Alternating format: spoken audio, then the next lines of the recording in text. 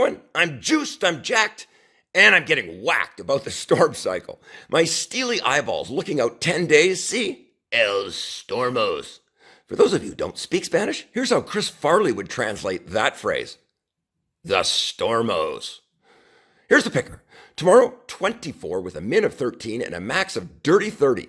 Wednesday, 23 with a min of 15 and a max of 28. The storms are coming fast and furious. I have two tricks to pass along to powder pickers today.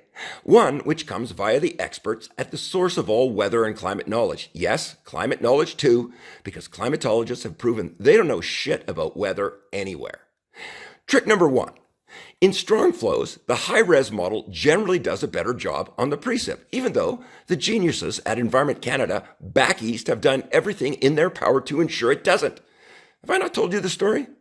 I'll cut to the chase. Where forecasters need the most help in the complex terrain of BC with the most important variable, precipitation, those doughheads swapped out the precip scheme that worked so well during the Olympics for some feculent version, because feculent version had better skill scores over the flat, dull, and meteorologically boring landscape of Ontario and Quebec. True story.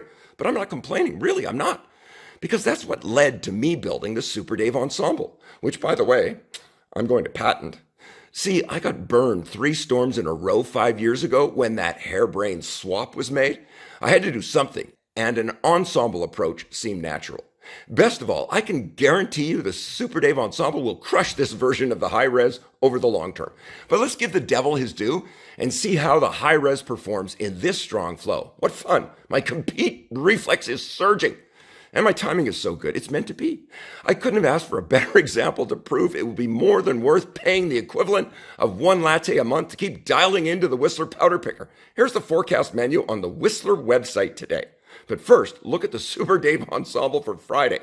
And now look at the website forecast from this morning. I'm not sure how those forecasters missed that no less than 5 models suggest some fresh snow by Friday morning. I think you guys missed a storm, or 2. I don't know what Vail is paying for this, but today's miss is not the only feature that is just dead hopeless. I could write an essay on why this public-style forecast format is just not appropriate for the fucking Alpine. Down in the valley, yes. Up in the Alpine, no. I'm going to leave it at that today because I got to get up on the hill and meet my new pals from Whistler Laugh Out Live.